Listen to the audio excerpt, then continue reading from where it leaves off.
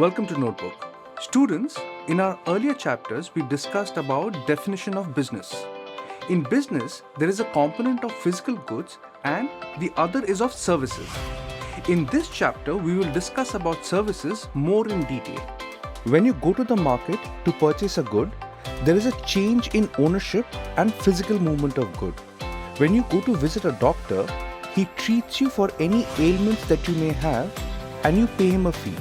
There is no physical movement or transfer of ownership. So to put it simply, services are activities that are intangible, which means which you cannot touch, but are identifiable and fulfills a requirement. Also, there is an interaction between the service provider and the consumer. To identify services, there are 5 basic features: intangibility, inconsistency, inseparability, inventory, involvement. Let's take our example of doctor's visit to understand the features. The doctor's diagnosis cannot be felt or touched, hence it is intangible. Each time you go to him, your experience will be different, hence it is inconsistent. Sometimes one visit is enough to make you feel better, other times you may need to go for a follow-up checkup. Inseparability is the attribute that the making of the service and the consumption of service happens at the same time. Interaction between the consumer and the provider is simultaneous.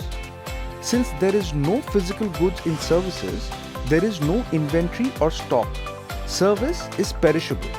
Involvement of both the provider and the consumer at the time of service is important.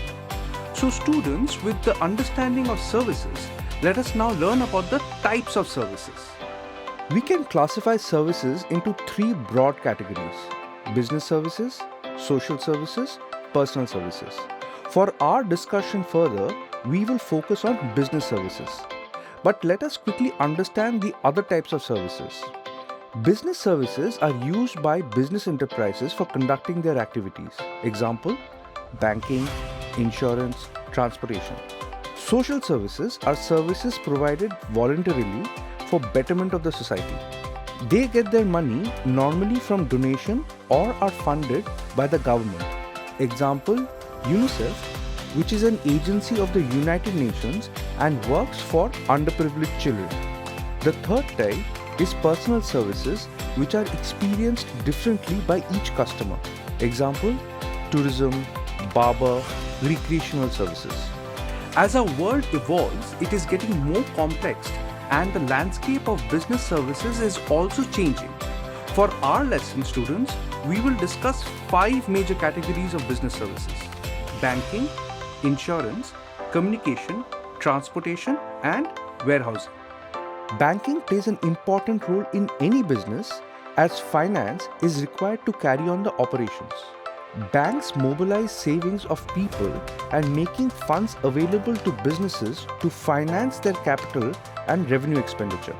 While there is a definition of banking in the Indian Banking Regulation Act of 1949, in simple words, banking is a financial institution which accepts money on deposits repayable on demand and also earns a margin of profit by lending money.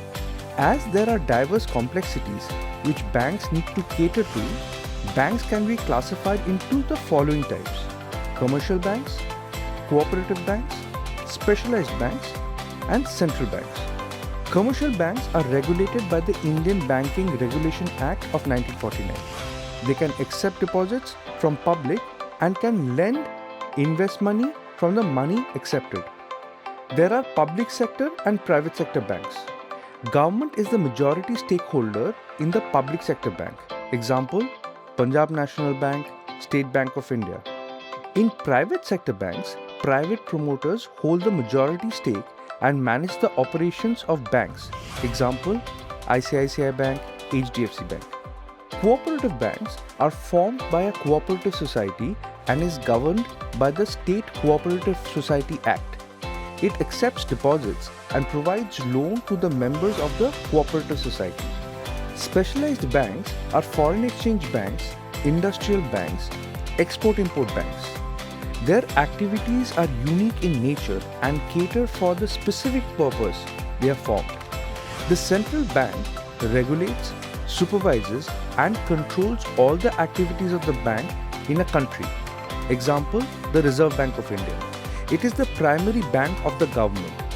It controls, coordinates the currency of a country and is also responsible for the credit policies of a country. Students, I'm sure that you would have seen your parents manage their bank accounts. Let us now learn the operations of commercial banks so that you can relate to some of the terms that you may have heard from them. There are several types of bank accounts offered by banks and they have varied purpose. Some of the most common types are savings account, current account, fixed deposit account, recurring deposit account. Saving accounts are opened by customers to keep their surplus money that they may need for their regular use. The advantages of having a savings account is it keeps the money safe, it can be taken out anytime the customer needs it, money can be paid in different forms from these accounts. Example, by check, ATM withdrawal, bank transfer. Interest is earned on the money kept in the account. Current account is opened by businesses who have large amount of transactions in their account. All records of deposits and withdrawals are kept for these accounts, which help the business to keep a controlled check. Also, money can be paid and collected in different forms. Fixed deposit accounts is when money is kept for a fixed period of time and cannot be withdrawn by the customer. These deposits earn higher interest rates than the savings account. The accounts are also known as term deposits or time deposit account. Recurring deposit account is a savings option for customers where a fixed amount of money is deposited in the account and is locked in for a specified period of time. This is a strong saving tool which is available to people who want to increase their savings. Acceptance of deposits is one of the major functions of the banks, and it is dependent on it to be able to lend money and make investments. With the big banks digitized at such a rapid pace, many of the activities of the banks are now done electronically. We will discuss about them in our next video. See you in our next video. Goodbye.